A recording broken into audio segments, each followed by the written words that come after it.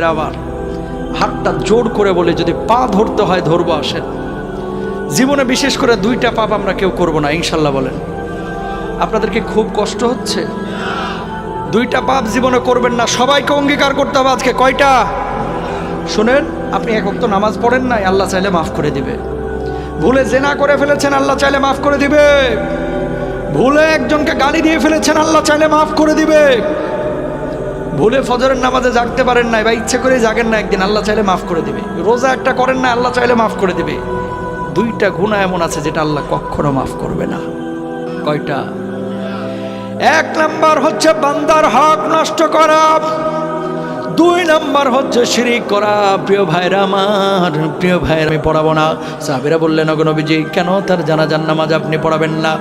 রাহমাতুল লিল আলামিন বিশ্ব নবী সাল্লাল্লাহু আলাইহি ওয়াসাল্লাম বললেন, ওই ব্যক্তি ছিল ঋণগ্রস্ত, ঋণ পরিশোধ করে নাই, এই কারণে আমি নবী তার জানাজার নামাজ পড়াবো না। বলুন আল্লাহু আকবার।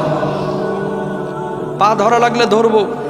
আজকে একটা কথা বলে যাই, আপনারা অনেক মানুষ এখানে বসে আছেন যারা পৈতৃক ভিটার বোনের সম্পত্তিটা এখনো বুঝায় দেন নাই। অস্বীকার করতে পারবেন? বাপের বাড়ির সম্পদ যেটা বোনদের হক ছিল দেন নাই।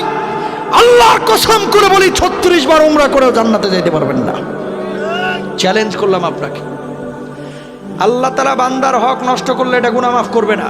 ঘুষ দিয়ে চাকরি নিছেন, আছে না ঊর্ধ্বতন কর্মকর্তা, 50 জনের থেকে 3 লাখ করে টাকা নিছে, ঘুষ দিয়ে চাকরি দিবে তাই 13 লাখ করে টাকা নিছে, চাকরি একটারও দেয়নি, মারা গেছে। আরেকজনের জমি দখল করে জাল দলিল করে নিজের নামে লিখে নিছে, আছে না? টাকা ঋণ নিছে 20,000, কয় 3 দিন পরে দেব, 3 দিন আর হয় না, টাকা তো দেয় না, উল্টা আরো ফাপড় নাই। কথা বলেন, আছে না নাই? কিয়ামতের ময়দানে এই শ্রেণীর মানুষ, এরা আবার নামাজও পড়ে, রোজাও করে, হজ্জও করে, যাকাতও দেয়। আল্লাহ তাআলা কিয়ামতের ময়দানে ফেরেশতাদেরকে বলবে, এদের আমলগুলো চেক করো তো। ফেরেশতারা তখন বলবে, আল্লাহ, এই মানুষগুলো নামাজ পড়েছে, রোজা করেছে, হজ করেছে, যাকাত দিয়েছে, কিন্তু বান্দার হক নষ্ট করেছে। আল্লাহ কি ফয়সালা হবে? আল্লাহ রাব্বুল আলামিন তখন বলবে, ফেরেশতারা রে, ওদের যে আমলগুলো আছে, আমলগুলো কেটে কেটে এখন পাওনাদারদের পাওনা মিটিয়ে দাও।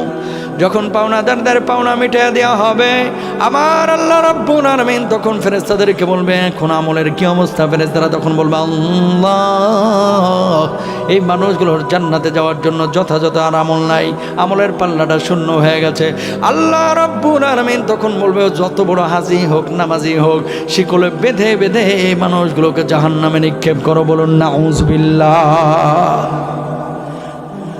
একজন মানুষের গাছের ডাব চুরি করে খাইছেন, আম চুরি করে খেয়েছেন, আরেকজনের হক নষ্ট করেছেন। করেন না ভাই? আরে কয়দিনের দুনিয়া, কয়দিনের দুনিয়া?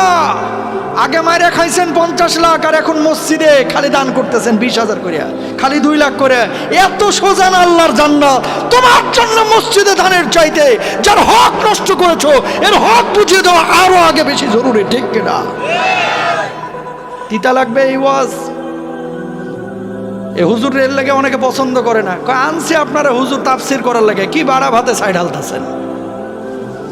এ হুজুর অনেকে পছন্দ করে না, কয় এই ওয়াজের দরকার কি? আপনার কাছে রিকোয়েস্ট ভাই, আপনি মাপ পাবেন না। আপনি যত বড় মুফতি নিয়ে আসেন, হক মারার গুনাহ শুধু তওবা দিয়ে আল্লাহ মাফ করে। ও বাঁচতে কইতেছেন কেন? হক মারার গুনাহ শুধু তওবা দিয়ে আল্লাহ মাফ করে। মাফ তখনই পাবেন যার হক মারছেন এর হকটা বুঝিয়ে দিবেন, অথবা ও যখন আপনারা মাফ করে দিবে। কেন আপনি বুঝেন না? নামাজ যে ফরজ, এটা আছে কোথায়? কোরআনে সবাই বলেন, নামাজ ফরজ আছে কোথায়? হজ ফরজ আছে কোথায়? রোজা ফরজ আছে কোথায়? নামাজ, রোজা, হজ, যাকাত যে কোরআনে আল্লাহ ফরজ করেছে, বান্দার হক নষ্ট না করা, ওই আল্লাহ ওই কোরআনেই ফরজ করেছে। সুবহানাল্লাহ কোন। কিন্তু আমরা বুঝি না। আগে আকাম কুকাম হারাম টারাম সব খাইছে, এখন আইসা মনে করেন মসজিদের ছাদটা ঢালাই দিয়ে দিছে, আছে না? অস্বীকার করতে পারবেন, বাংলাদেশে যত মসজিদ আছে, না হলে 15 থেকে 20% মসজিদের কমিটির মধ্যে ভূত আছে। ভূত হয় সুদ খায়, না হলে ঘুষ খায়, আছে না নাই? হুজুর এখন খায় না, আগে খাইছি। তা আগে যে খাইছেন ওটার খেসারত কিভাবে দিবেন? হক মারার গুনাহ তো আল্লাহ মাফ করবে না। তাহলে কি করতে হবে? যাদের হক নষ্ট করেছেন এদেরকে খুঁজে বাইর করে হকগুলো আগে বুঝাইতে হবে। বোনেরা বাপের বাড়ির সম্পদ চাইতে হলে কয়, কিরে জরিনার মা, বাপের বাড়ির সম্পদ নিতে হয় না, এই যে আসছিস যাচ্ছিস খাচ্ছিস বসছিস এটাই তো বালা, বাপের বাড়ির সম্পদ নিস না, আছে না? এদিকে বোনদের সম্পদ দেয় না, ওইদিকে প্রতি বছর উমরা করছে। তোমার উমরা মক্কা শরীফে দাফন হবে, বাংলাদেশে আর আনতে হবে না, জান্নাত এত সোজা না। হক বুঝা দিবেন তো ইনশাল্লাহ? মনে রাখবেন, হারাম যেদিন থেকে খাবেন আরাম তুলে নেবে কে? এলাকায় ইমাম সাহেবের বেতন দেন 10,000, একটা রিক্সাওয়ালা, অটোওয়ালা, সিএনজিওয়ালা টাকা কামায় 15,000 20,000। কই ঘুমেতে কোনো ঝামেলা নাই ওদের, ট্যাবলেট খায় ঘুমানো লাগে না। আর গরুর গোশত ও মাশাল্লাহ 1 কেজি দিলে ওটাও হজম করে ফেলতে পারে। কুমিল্লার রসমালাই ও 1 বাটি খাইতে পারে, কোনো সমস্যা নাই। হারাম খাওয়া শুরু করবেন, ডাক্তার কইবে হাফ কাপের বেশি ভাত খাইতে পারবেন না। দেখুন রসমালাই খাবেন আপনি, সম্ভবই না, কারণ নানাবিধ শরীরে অসুস্থতা দিয়ে দিবেন কে? জোরে বলেন কে? মানুষের অশান্তি হয় কেন জানেন? 5টা কারণে। কয়টা বলেন? কয়টা? জোরে বলেন কয়টা? এবং মুহাদ্দিসিনরা বলছেন এই 5 কারণে দেশের মধ্যে সমাজের মধ্যে দুর্ভিক্ষ আসে। আল্লাহু আকবার কর। সংক্ষেপে বলে দিই। 1 নাম্বার, আল্লাহর নবী বিশ্বনবী সাল্লাল্লাহু আলাইহি ওয়াসাল্লাম বলছেন, লাম তাদহারিল ফাহিশাতু ফি কওমি কাত্তুন হাত্তা ইয়ালিনু বিহা ইল্লা ফাশা ফাহিমুত তাউন। কোন সমাজের মধ্যে যখন অশ্লীলতা বেড়ে যাবে, জেনা ব্যভিচার বেড়ে যাবে, ওই সমাজের মধ্যে নিত্য নতুন রোগ ঢুকায় দেবে। এমন রোগ আল্লাহ রাব্বুল আলামিন দিবেন যে রোগগুলো সম্পর্কে কোনো মানুষ কখনোই জানতো না। করোনা, কথা কন না কেন? এমন রোগ আল্লাহ রাব্বুল আলামিন দুনিয়ার বুকে দিয়ে দিবেন, আপনি মানজার ব্যথায় ঘুমাইতে পারতেছেন না, ডাক্তার রোগ ধরতে পারে না। বুকের ব্যথায় ঘুমাইতে পারেন না, ডাক্তার রোগ ধরতে পারবে না। অদৃশ্য নিত্য নতুন রোগ আল্লাহ রাব্বুল আলামিন আপনার আমার ওপরে চাপায়া দিবেন যখন অশ্লীলতা বেড়ে যাবে। বলুন নাউযুবিল্লাহ। 2 নাম্বার, আল্লাহর নবী বলছেন, ওয়ালাম ইয়ানকুসুল মিকয়ালা ওয়াল মিজানা ইল্লা উখিযু বিসসিনিনা ওয়া শিদ্দাতিল মাউনাতি ওয়া জাওরি সুলতানি আলাইহিম। কেউ যখন মাপে কম দিবে, ওজনে কম দিয়ে হারাম উপার্জন করবে, মানুষকে যখন ঠকাবে, আল্লাহ রাব্বুল আলামিন ওই সমাজের উপরে দুর্ভিক্ষ দিবেন, ওই সমাজ থেকে শান্তি তুলে নেবেন। আর আল্লাহ রাব্বুল আলামিন ওই হারামখোরদের আরামকেও তুলে নেবেন। বলুন নাউযুবিল্লাহ। কয় নাম্বার গেল? 3 নাম্বার। ও কুমিল্লায় তো কেউ ওজনে কম কম দেয় না, আছে না ভাই? সব জায়গায় আছে ভালো মন্দ, ঠিক আছে। কিছু বিক্রেতা ক্রেতা আছে, যখন কিনে তখন পয় পয় করে হিসাব করে নেয়, আর যখন বেচে তখন কি করে? খালি 100 গ্রাম 150 গ্রাম মাইরা দেয়, আছে না নাই? 2 নাম্বার। 3 নাম্বার, ওয়ালাম ইয়ামনাউ যাকাতা আমওয়ালিহিম ইল্লা মুনিআল কাতরা মিনাস সামা। এদিকে তাকান, যখন যাকাত দেওয়া অস্বীকার করবেন, আকাশের বৃষ্টি বন্ধ করে দিবে কে? খেয়াল করছেন কিনা দেখেন, এই যে আপনার বর্ষাকালে বাংলাদেশে এখন কিন্তু পর্যাপ্ত বৃষ্টি নাই। শীতকালে বৃষ্টি হচ্ছে, গরমকালে গরম বেশি, শীতকালে শীত বেশি, মানে আবহাওয়ার কোনো সিস্টেমই নাই এখন। সৌদি আরবে বৃষ্টি হইতো না, এখন প্রচণ্ড বৃষ্টি হচ্ছে, শুনছেন না? আজকের নিউজ, আজকে ওমানে আইস পড়তেছে, আইস। নবীজির একটা হাদিস শুনেন, কিয়ামত তো আসলে বেশি দূরে না। লা তাকুমুস সাআহ হাত্তা তাউদা আরদুল আরবি মুরুজা ওয়া আনহারা। ততক্ষণ পর্যন্ত কিয়ামত হবে না যতক্ষণ পর্যন্ত গোটা আরব উপদ্বীপ সবুজ শ্যামল না হবে। এই আরব উপদ্বীপে, সৌদি আরবে, কাতারে, বাহরাইনে, দুবাইয়ে, ওমানে নহর তৈরি না হবে ততক্ষণ পর্যন্ত কিয়ামত হবে না। বর্তমান সময়ে সৌদি আরবে আপনারা নিউজগুলো দেখেছেন, সৌদি আরব কিন্তু সবুজ শ্যামল হয়ে যাচ্ছে, ঠিক কিনা? ওমানে বৃষ্টি হচ্ছে, 6 দিন 7 দিন ওইদিকে বৃষ্টি হয়, বাংলাদেশে বৃষ্টি নাই। সরিষার ফুলে গোটা সৌদি আরব ছেয়ে গেছে, আলহামদুলিল্লাহ বলেন। আমি বলছি না যে কিয়ামত 2030 সাল বা 34 সালে হয়ে যাবে, কিন্তু কিয়ামতের আলামতগুলো একটা একটা করে প্রকাশ করে দিচ্ছেন আমার আল্লাহ সুবহানাহু ওয়া তাআলা। তো দেখেন, যাকাত দেওয়া যখন বন্ধ করবেন, আকাশের বৃষ্টি বন্ধ করে দিবেন কে? আল্লাহ। আকাশের বৃষ্টি যখন বন্ধ হয়ে যাবে তখন কিন্তু ফসলাদি আপনি কিন্তু সেচ কাজ করে পর্যাপ্ত উৎপাদন করতে পারবেন না। তখন সয়াবিনের দাম এমনি বেড়ে যাবে, চিনির দাম এমনি বেড়ে যাবে, চালের দাম এমনি বেড়ে যাবে। সুতরাং আকাশের বৃষ্টি যদি বাড়াইতে চান 2 কাজ করতে হবে। কয় কাজ? আরো জোরে, কয় কাজ? 1 নাম্বার, বেশি বেশি যাকাত দিতে হবে। 2 নাম্বার, বেশি বেশি ইস্তেগফার করতে হবে। সুবহানাল্লাহ কোন? আমার কথা না, কোরআনের কথা। আলহামদুলিল্লাহ কোন? তো যেখান থেকে কথা আসছিল যে দুর্ভিক্ষ, 3 নাম্বার গেল। 4 নাম্বার আল্লাহ রাসূল সাল্লাল্লাহু আলাইহি ওয়াসাল্লাম বলছেন ওয়া লাম তাহকুম আইম্মাতুহুম বিকিতাবিল্লাহ। 5 নাম্বার আল্লাহ রাসূল বলছেন ওয়ালাম ইয়ানকুদু আহদাল্লাহি ওয়া আহদা রাসূলি। আল্লাহর কিতাব অনুযায়ী যদি কেউ বিচার টিচার না করে, বিচার কার্য পরিচালনা না করে, আল্লাহ রাব্বুল আলামিন ওই জাতির উপরে গজব দিবে, দুর্ভিক্ষ দিবে, অশান্তি তৈরি করে দিবে। নাউজুবিল্লাহ বলেন। এরপরে বললাম আল্লাহর সাথে ওয়াদা ভঙ্গ যারা করবে। ওয়াদা ভঙ্গর মানেটা কি? আলোচনা কোথায় আছে একটু মাথায় রাখেন। কিন্তু অজামিনযোগ্য অপরাধ বলেছিলাম 2টা। কয়টা? 1 নাম্বার বান্দার হক নষ্ট করা। সেখান থেকে এই পয়েন্টগুলো বলে দিচ্ছি। আল্লাহ রাসূল সাল্লাল্লাহু আলাইহি ওয়াসাল্লাম বলছেন ওয়ালাম ইয়ানকুদু আহদাল্লাহি ওয়া আহদা রাসূলি। আল্লাহ রাসূলের সাথে যারা ওয়াদা ভঙ্গ করবে, আল্লাহ রাব্বুল আলামিন তাদের উপর অশান্তি, দুর্ভিক্ষ, গজব দিবেন। নাউজুবিল্লাহ কোন। মানুষ ওয়াদা ভঙ্গ করে কেমনে? মানুষ, আমরা তো জানি, আপনাকে একটা উদাহরণ দিলেই বুঝতে পারবেন। সাহাবীরা পর্যন্ত অনেক সময় রাসূল আকরাম সাল্লাল্লাহু আলাইহি ওয়াসাল্লামের বিপক্ষে গিয়ে মুনাফিক হয়ে জাহান্নামে গেছে। নাউজুবিল্লাহ বলেন। এমন একজন সাহাবী হচ্ছে সালাবা বিন হাতিব। এভাবে নবীজি বসে আছেন, নবীজি বসে আছেন, সাহাবী এসে বলতেছেন ওগো নবীজি একটু আল্লাহর কাছে দোয়া করে দেন না। কয় কি দোয়া করব? কয় আল্লাহ যেন আমার ধনী বানায় দেয়। কি বানায় দেয়? ধনী। কয় কেন, আমার জীবন কি তোমার পছন্দ হয় না? কয় আল্লাহ নবী পছন্দ হয়, তারপরে আমি শিল্পপতি হতে চাই, টাকাওয়ালা হতে চাই, পয়সাওয়ালা হতে চাই। আর যদি আল্লাহ আমারে পয়সা দেয়, আমি দুনিয়ায় শুধু আল্লাহর জন্য কাজ করব, দিনের জন্য কাজ করব। এলাকায় কিছু গরিব মানুষ আছে যারা আল্লাহর কাছে এই ওয়াদা করে, আল্লাহ 2 কোটি টাকার মালিক বানায় দাও, দেখো না কয়টা মসজিদ বানাই। কথা বলেন না কেন? 13 বছর 14 বছর বাচ্চা হয় না, আল্লাহরে বলো আল্লাহ কোনো মতে একটা ছেলে দাও, আল্লাহ কোরআনের হাফেজ বানাও। ও কথা কয় না দেখি। পরপর 3টা মেয়ে হয়েছে, কয় আল্লাহ একটা ছেলে দাও, আল্লাহ একটা, দেখো না আমি কি করি, আল্লাহ বড় আলেম বানাবো। বিশ্বাস করেন পরে মক্তবের বারান্দাতেও পাঠায় না। কথা কন না কেন? আমার পরিচিত, আমার রাজশাহীতে এক লোক, আমি আপনার ভারতে মাহফিল করি প্রতি বছর মার্চে। আমি ভারত যাচ্ছি 2006 সালে। তো ওই মহিলা আমার আইসা হাতটা ধরতে বাকি, খালি কয় হুজুর বিয়ে হওয়া হইলো 12.5 বছর, এখনো বাচ্চা আল্লাহ দিল না। আপনি তো মুসাফির মানুষ, ভারতে যাবেন, একটু দোয়া করেন যাইতে যাইতে আল্লাহ যেন আমার একটা বাচ্চা দেয়, ছেলে হোক মেয়ে হোক। হুজুর আল্লাহকে হাজির নাজির যাইনা বলতেছি, শপথ করে বলতেছি, একটা বাচ্চা যদি আল্লাহ আমারে দেয়, আমি এটারে আলেমা বানাবো, আলেম বানাবো, হাফেজ বানাবো, মাদ্রাসায় পড়াবো, চেষ্টাটা করব। ঠিক 2 বছর পরে মেয়েটার পেটের বাচ্চা আসলো, আলহামদুলিল্লাহ। বিশ্বাস করেন আকিকাটা পর্যন্ত 2-3 বছর ঠিক মতো দেয় নাই। মাদ্রাসায় পড়ানো তো দূরের কথা, এখন হ্যারে বানাইছে মমতাজের মতো। নাউজুবিল্লাহ কন। গাদ্দারি করলো কার সাথে? আরো জোরে কন। আল্লাহর সাথে। সালাবা বিন হাতিব নবীজির কাছে এসে বলছে আল্লাহ নবী একটু দোয়া করে দেন না। কারণ হ্যাঁ জানে আল্লাহ নবী দোয়া করলে বন্দুকের গুলি মিস হবে, কিন্তু নবীজির দোয়া মিস হবে।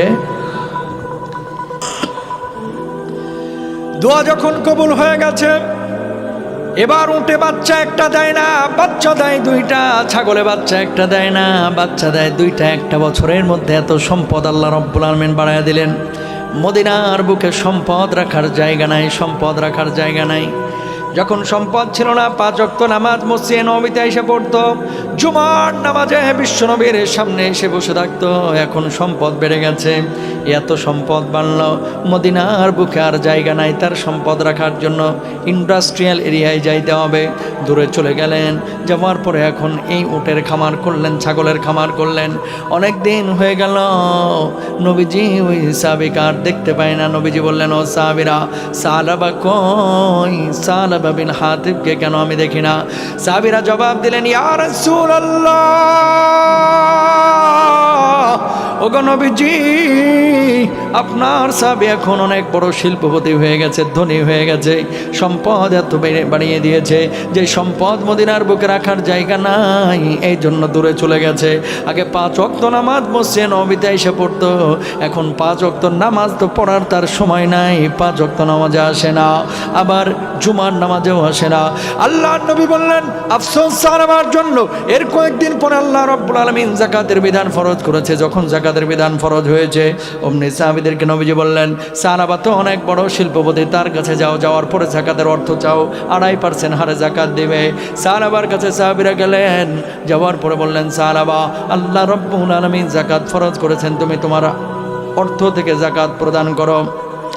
সাহাবা জবাব দিলেন, মুসলমানদের মধ্যে কি আজকাল চাঁদাবাজি শুরু হয়েছে?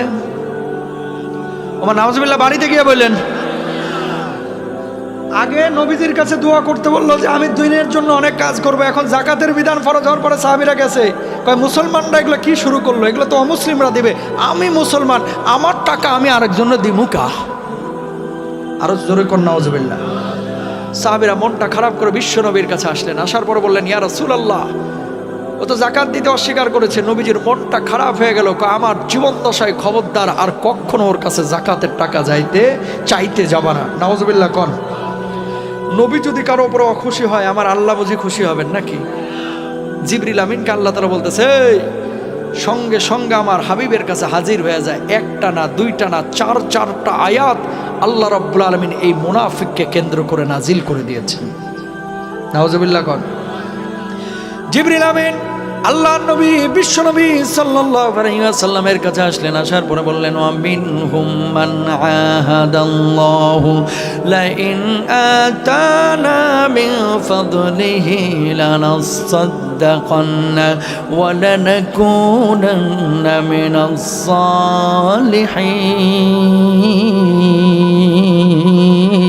সালিহিন। দুনিয়ার জিন্দগিতে এমন কিছু মানুষ আছে যারা আল্লাহর সাথে ওয়াদা ভঙ্গ করে। আল্লাহকে বলে, আল্লাহ সন্তান দাও, মাদ্রাসায় পড়াবো। আল্লাহ সন্তান দিল, এরপরে পড়া ইংলিশ মিডিয়ামে। আল্লাহকে বলে, আল্লাহ আমেরিকায় যদি গ্রিন কার্ড পায়, এলাকায় একটা মসজিদ বানায় দেব। খাল্লি বাল্লি আল্লাহরে তখন বুড়ি আঙ্গুলি দেখায়, কিসের মসজিদ বানানো, বরং চোখানা মত ফুর্তি করে। আল্লাহকে বলে, আল্লাহ আমার ছেলেটা যেন অমুক কলেজে চান্স পায়, আল্লাহ ছেলে যদি ক্যান্টনমেন্টে চান্স পায়, আল্লাহ ছেলে যদি বুয়েটে চান্স পায়, আল্লাহ ছেলে যদি মেডিকেলে চান্স পায়, আল্লাহ ছেলে যদি আমেরিকার ভিসা পায়, আল্লাহ তোমার ঘরে আমি 2 লক্ষ টাকা দান করব। ছেলের জন্য ভালো বিশ্ববিদ্যালয়ের ব্যবস্থা হইলো। অমনি আল্লাহর সঙ্গে গাদ্দারি বেঈমানি করে, আল্লাহ তোমার মাল তুমি ব্যবস্থা করছো, আল্লাহ 2 লাখ টাকা দিয়ে তুমি করবা নাকি? নাউজুবিল্লাহ কন। আছে না এরকম মানুষ? বহুত আছে। আল্লাহর সাথে যারা ওয়াদা ভঙ্গ করবে, আল্লাহ তাদের উপর অশান্তি ঢেলে দেবেন। নাউজুবিল্লাহ কন। এই যেখান থেকে কথাটা আসছিল প্রিয় ভাইরা আমার, অজামিনযোগ্য অপরাধ 1 নাম্বার হচ্ছে বান্দার হক নষ্ট করা। বান্দার হক নষ্ট করেন না। আপনি যত বড় হুমরা সুমরাই হন না কেন, মরতে কিন্তু আপনার হবেই ভাই। কত টাকার দরকার? আরে কবরেতেও টাকা নিয়ে যাইতে পারবেন না। ওই 4 পায়া খাটিয়াতে, ওই পালকিতে আপনার সর্বশেষ যাত্রা হবে আপনার কবর স্থানে, 3.5 হাত কেবিনে। যেই কেবিনটা, যেই কবরটা শিল্পপতিরও হবে মাটির, যমুনা গ্রুপের এমডিরও হয়েছে মাটির, আপনার আমারও হবে মাটিরই, ঠিক কিনা? বসুন্ধরা গ্রুপের মালিক দেখা কবরটা টাইলস বসানো হবে না। কিসের হবে? হ্যাঁ, উপরে হয়তো বা টাইলস বসাইতে পারে, তাদের অনেক পয়সা। তো যেখান থেকে বলতেছিলাম কথাটা, বান্দার হক আমরা কেউ নষ্ট করব না ইনশাআল্লাহ। 2 নাম্বার আসেন, অজামিনযোগ্য অপরাধ হচ্ছে শিরকের গুনাহ। কিসের গুনাহ? রাব্বুল আলামিন বলছেন, ইন্নাল্লাহা লা ইয়াগফিরু আন ইউশরাকা বিহি ওয়া ইয়াগফিরু মা দুনা যালিকা লিমান ইয়াশা।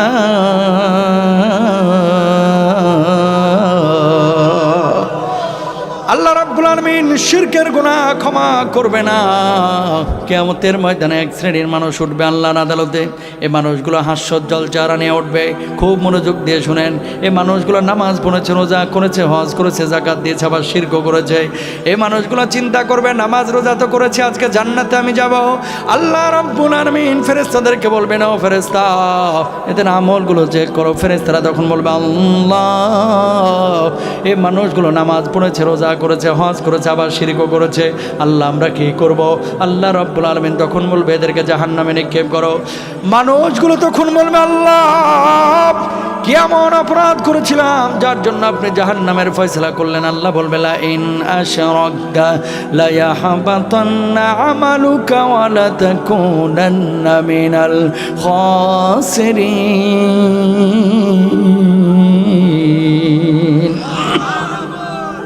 তুই যে শিরিক করেছিলে, শিরকের কারণে আমি আল্লাহ রাব্বুল আলামিন তোর একটা নামাজও কবুল করি নাই, একটা রোজাও কবুল করি নাই, একটা হজ্জও কবুল করে নাই, সমস্ত আমলগুলো নষ্ট হয়ে গেছে। নাউজুবিল্লাহ কন। শিরিক দুই ধরনের। কয় ধরনের? জোরে বলেন। অজামিনযোগ্য অপরাধের কথা বলছি ভাই, যেটা আল্লাহ ক্ষমা করবে না এই অপরাধ। এক নাম্বার বান্দার হক নষ্ট, দুই নাম্বার হচ্ছে এই শিরিক করা। শিরিক দুই ধরনের, শিরকে জালি, শিরকে খাফি। একটা হচ্ছে বড় শিরিক আর একটা হচ্ছে ছোট শিরিক। বড় শিরিক কোনটা? হিন্দুরা মূর্তি পূজা করে, এটা তাদের বিষয়। খেয়াল করেন, হিন্দুরা মূর্তি পূজা করে, এটা কিসের বিষয়? তাদের বিষয়।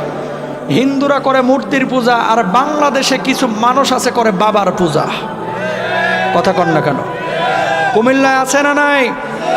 নামাজ রোজার খবর নাই, কয় হুজুর নামাজ পড়ি না, কি হয়েছে? ইমান ঠিকই তাজা আছে, টাটকা শয়তান।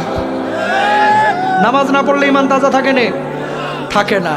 আবার গানও বলতেছে, কয় কিরামান কাতিবিন, রোজ হাশরের দিন আল্লাহর দরবারে যদি করে অভিযোগ, আমি বলবো দুনিয়ায় ছিলাম খাজা বাবার লোক। খালি কইয়া দেখিস।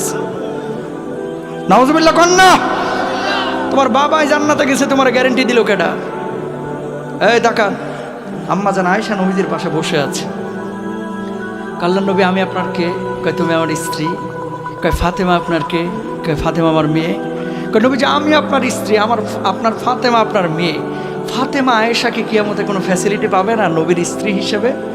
নবীজি জবাব দিলেন, আয়েশা তুমি যদি তোমার আমল নিয়ে কবরে যাও, ফাতেমা যদি তার আমল নিয়ে কবরে যায়, এই নবী কিয়ামতে তাদের জন্য সুপারিশ করবে। ফাতেমাকে চিনবে, আয়েশাকে চিনবে।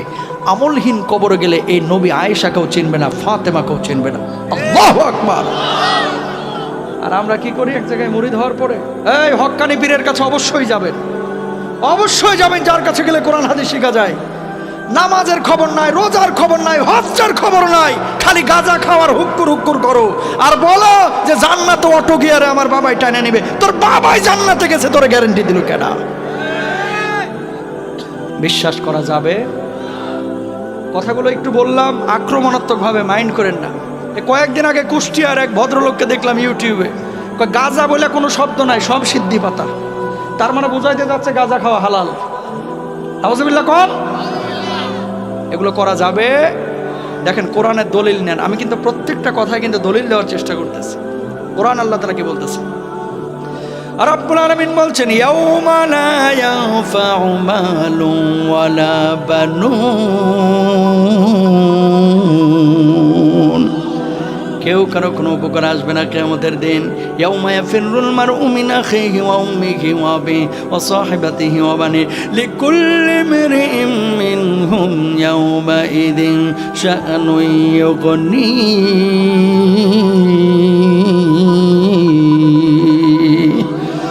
আবার আল্লাহ রাব্বুল আলামিন বললেন, ভাই ভাইয়ের থেকে পালাবে, বাবার থেকে সন্তান পালাবে, সন্তান মার থেকে পালাবে।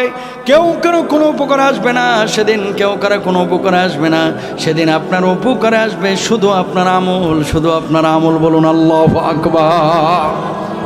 সুতরাং আমল নিয়ে কবরে যাইতে হবে।